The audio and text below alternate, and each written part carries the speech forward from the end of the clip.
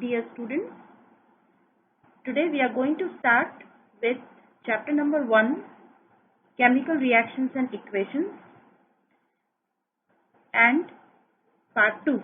Last time we studied about the observations which tell us that how we can see that a chemical reaction has taken place. Today we are going to study about chemical equations. What are actually chemical equations? Chemical equations represent the formation of new product. What are product? Products are formed by making new bonds.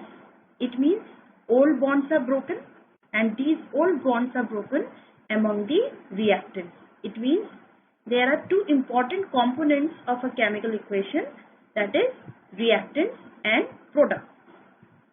Basically, if you will look forward to this word equation, what is mentioned here, magnesium combining with oxygen and forming magnesium oxide. Here you would find magnesium and oxygen both are reactants, and magnesium oxide, it is the product. So usually reactants are written on the left hand side and products are written on the right hand side. At the end of this video, I have provided you with a short exercise. This exercise is meant for your evaluation and for your examination, that how much this content is clear to you. So watch this video till the end, and it will be a great opportunity for you to understand this topic in one go. So coming back to the equation, magnesium and oxygen both are reactants, and product is what? Magnesium oxide. Simply we have written this reaction in words. But is it easy to mention all the reactions in words? We don't think. So it's better to define the reaction in a very concise way. What can be that concise way? You may remember that in class 9 we studied about symbols and we studied about formula. What are symbols? Symbols are the notations which define an element, an atom, whereas compounds are what? They are the formula. So this word equation can also be written in the form of symbols and in the form of compounds. You can even see an arrow which is pointing towards the product. So this arrow actually indicates the direction in which the reaction is proceeding. That is from reactant towards the product. Hope you are able to access these videos via mobile school app. But if not, and if you are facing certain issues with that, then you can also watch these videos on my YouTube channel. That is by subscribing this channel, and after subscribing you will be able to see the upcoming videos and events as they are published. Thank you. So coming back to our equation, LHS represents the reactant side and RHS represents the product side. Now coming to the next, that is how to write a chemical equation. That is very important before beginning to start up with this chapter. Now how to write a chemical reaction? You can look forward. Is there any other shorter way for representing a chemical equation? Definitely. That is in the form of symbols and in the form of formulae. Like the previous reaction what we have seen of magnesium with oxygen, it can be written in the form of symbols. You can look forward here, Mg which represents magnesium, O2 which represents oxygen, combines to form magnesium oxide. But again a question comes to our mind that here oxygen atoms are 2, but here oxygen atom is only 1. It means this reaction is not a balanced reaction. Then what this reaction is? This is actually a skeletal reaction. Now what is a skeletal reaction? That is a reaction which only tells us that what elements are combining, what atoms are combining, and what compounds are formed, but they are not in the balanced form. So any unbalanced equation can be called as the skeletal equation.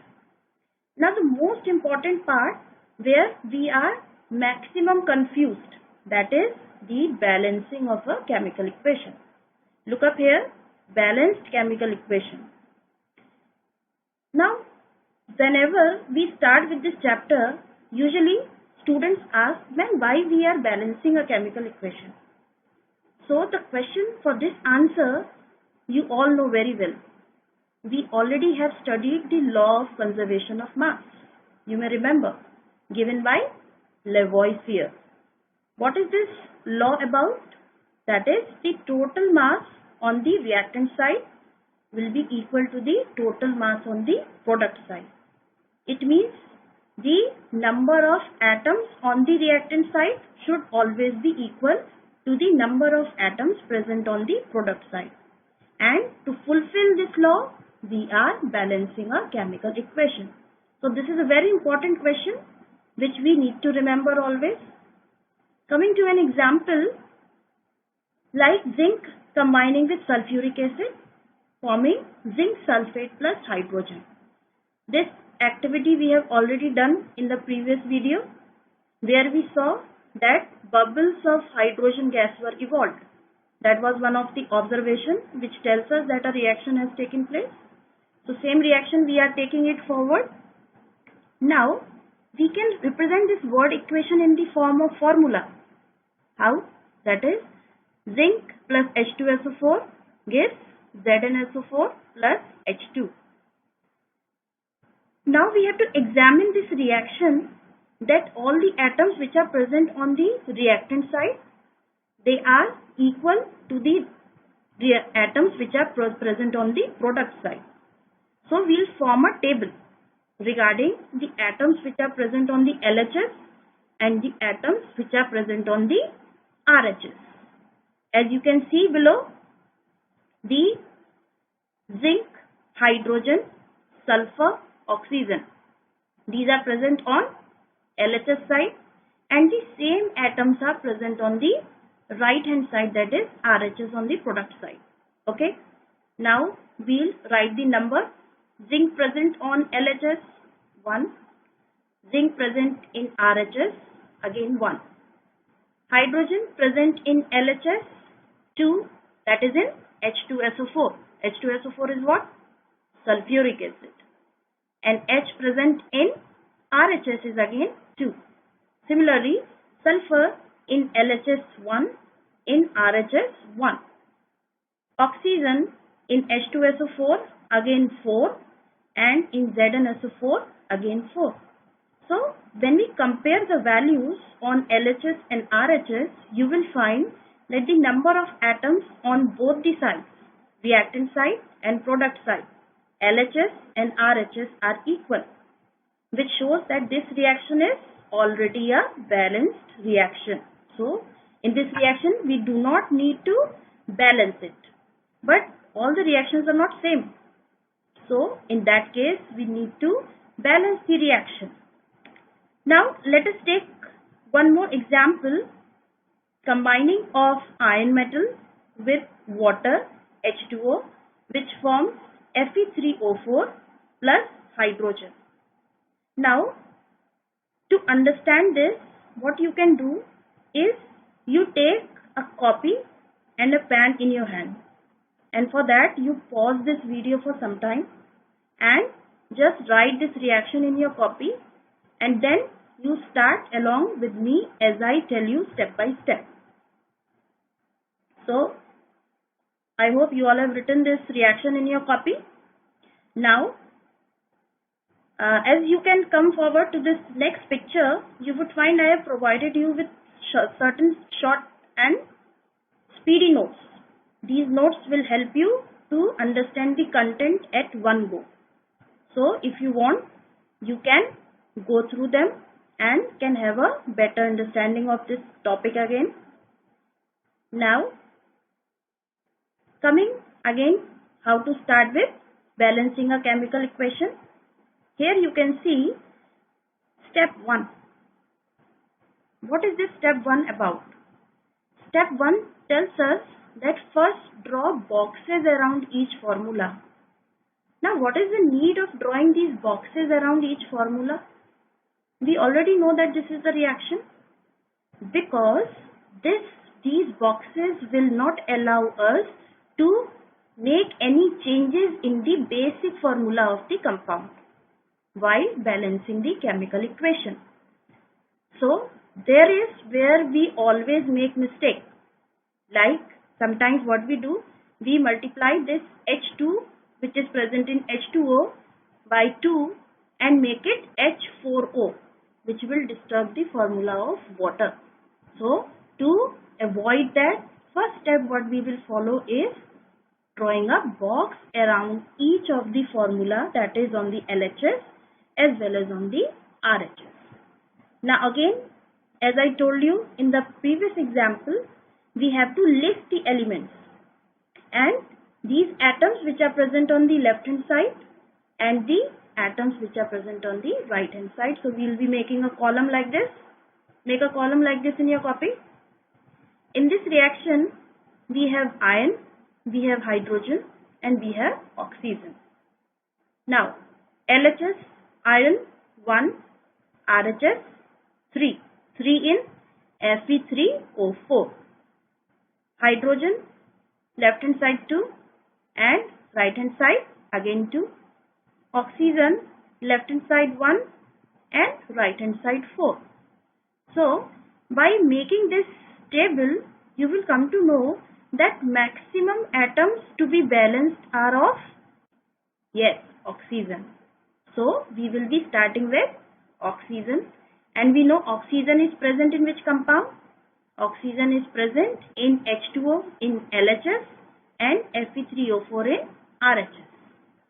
Now coming to step 3, it is often convenient to start balancing with the compound which has maximum number of atoms in it, and that is again Fe3O4 in our reaction. And in that Fe3O4 we have seen in this table that oxygen needs to be balanced first.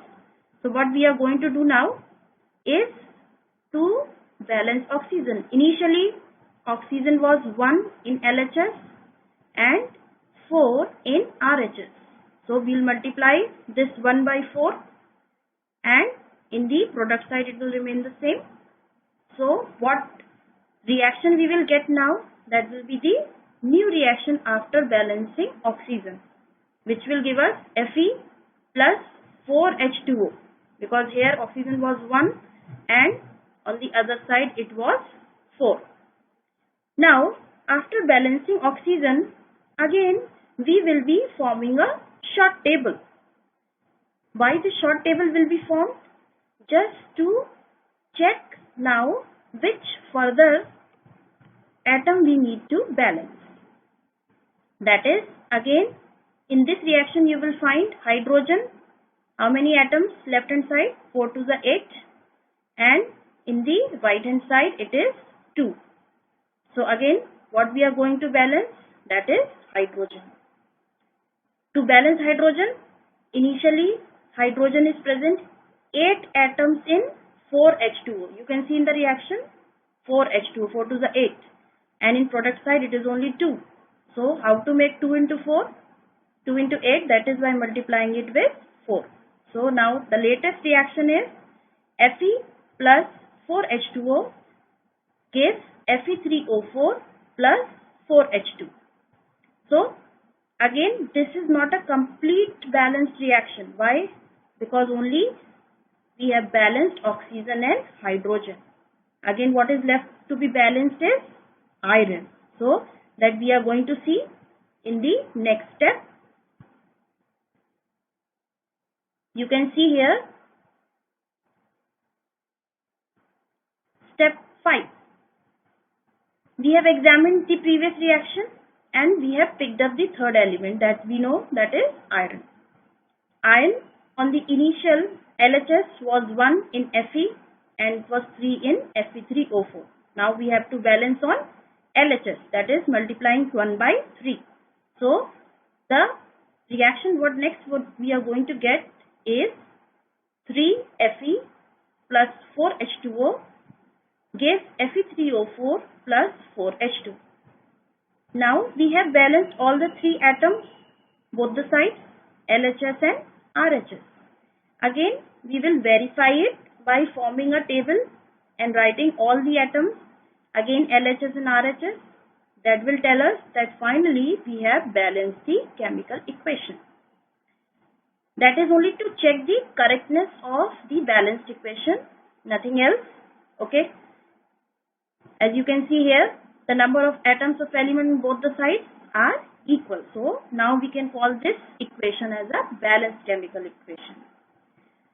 Next step tells us about writing symbols of physical states. But it is not always compulsory to mention the physical states. It is basically mentioned in the question, and only we have to balance the number of atoms, that is we have to fulfill the law of conservation of mass. Some other examples you can look forward here. Sometimes the reaction conditions like temperature, pressure, catalyst, they are also mentioned for the reaction and they are indicated above the arrow. So they are only conditions which signify that reaction is taking place at such condition. So this is how we have to balance a chemical equation. I told you that at the end of this video, I will be providing you with a short exercise that will help you.